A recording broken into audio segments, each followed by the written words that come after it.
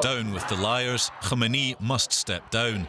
The cry of angry students in front of the Amir Kabir University in Tehran, strong criticism of Iran's supreme leader. The Revolutionary Guards are deployed.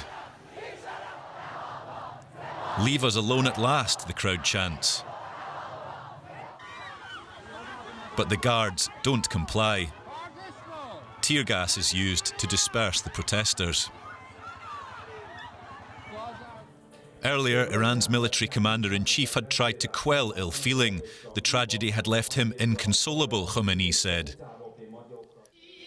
In Los Angeles, Iranian Americans, traditionally critical of the regime, gathered to call for Khamenei's removal. They sent messages of solidarity to the protesters.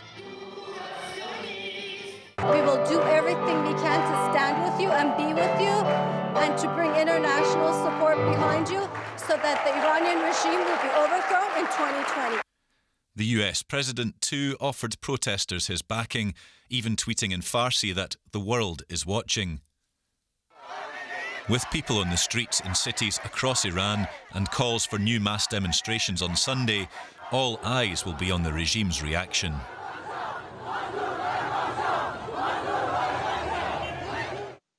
I'm joined now by Abbas Molani. He's the Director of Iranian Studies at the Hoover Institution at Stanford University.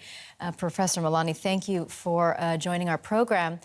Now, just how significant are these protests underway in Tehran, and are they any different from previous ones? I think they are different than the previous demonstrations, particularly the previous demonstrations 2 months ago were essentially the dispossessed, the poor, the marginalized.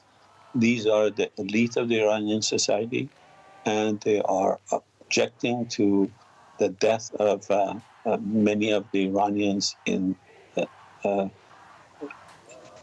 recent airplane. And they're objecting to the fact that the Iranian regime lied about its complicity, tried to hide it, and has since been absolutely cavalier in its treatment of the people who are mourning for the death of their loved ones. Well, right after the United States assassinated Iran's top general, Soleimani, there were widespread anti-American protests. There was an outpouring of nationalist pride. And now, it's just a few days later, we're seeing these protests against the Iranian regime. Professor, what do you make of this shift? I'm not very surprised because I think the Iranian people are wise people. They were trying to show the world that they don't want war, that they're against the fact that the United States took upon itself to assassinate the second most powerful person in Iran.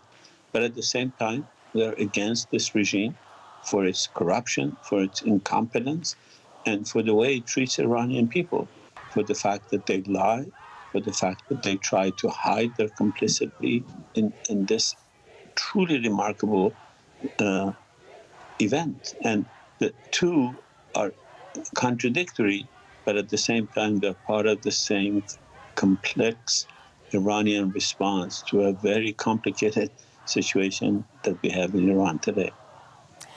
Well, we have seen the Iranian Revolutionary Guards actually issue an apology to the nation. They said they take full responsibility for the accidental downing of the plane. I mean, this is quite an unprecedented gesture, don't you think? Yes and no. Yes, in a sense that they have finally accepted their responsibility. But no, look at the Iranian social media, because people are angry that they only accepted this because there were Canadian, German, Swedish citizens in this tragedy. And had it been all Iranian, there is every indication that the regime would have continued its effort to cover up. If you look at the first 3 days, this regime went out of its way to cover this up. They went out of its way to lie.